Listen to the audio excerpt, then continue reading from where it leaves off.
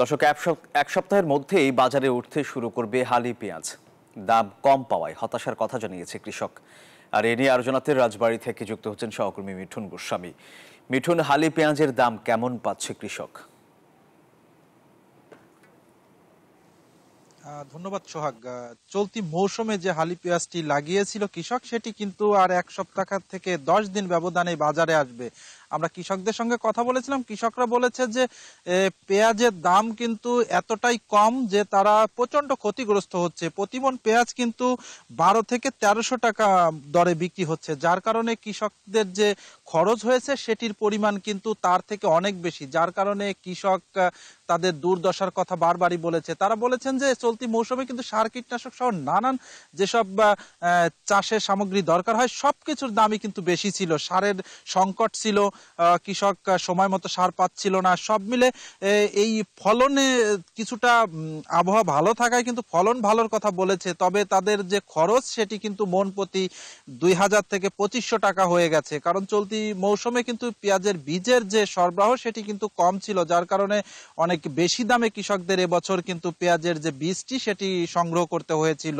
এছাড়াও তারা বলেছেন যে চলতি মৌসুমে তারা যে ধারণা করেছিল তার থেকে অধিক পেঁয়াজ হবে, কারণ ফলন ভালো হয়েছে, আবহাওয়া অনুকূলে রয়েছে। কৃষি বিভাগের সঙ্গে কথা বলেছি, তারাও আমাদেরকে জানিয়েছে চলতি মৌসুমে রাজবাড়ী জেলায় প্রায় 40,000 হেক্টর জমিতে পেঁয়াজের আবাদ হয়েছে, যার লক্ষ্যমাত্রা ধরা হয়েছিল 5 লক্ষ মেট্রিক টন, তবে সেটিও কিন্তু অনেক বেশি ছাড়িয়ে যাবে। যার কারণে তারা বলেছে যে যদি কিনা বাইরের থেকে পেঁয়াজ আমদানি না করা হয় চলতি মৌসুমে, তাহলে কিন্তু কৃষক তাদের ক্ষতি পুষিয়ে নিতে পারবে। আর এতে করে কিন্তু কৃষকরা উৎসাহিত হবে এবং আমদানি নির্ভরতা কমবে। আর এই আমদানি নির্ভরতা কমাতে হলে কৃষকরা কিন্তু বারবারই বলছেন যে তাদের যে আমদানি করা হয় বাইরের দেশ থেকে এই মৌসুমে পেঁয়াজ, সেটি কিন্তু বন্ধ করতে হবে। আর এই পেঁয়াজটি যেহেতু কৃষকরা সনাতন পদ্ধতিতে সংগ্রহ করে থাকে, যার কারণে কিন্তু প্রায় পেঁয়াজের 1/3 পেঁয়াজই কিন্তু নষ্ট হয়ে থাকে।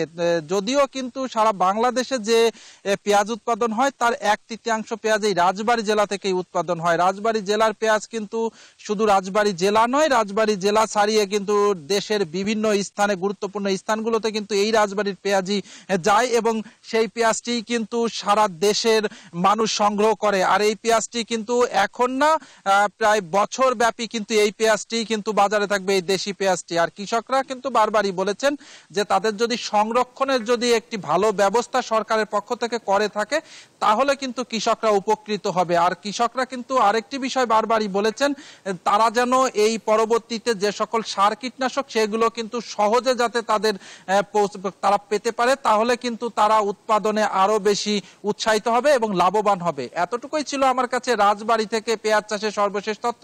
ফিরে যাচ্ছি স্টুডিওতে। সোহাগ। মিঠুন, আপনাকে ধন্যবাদ।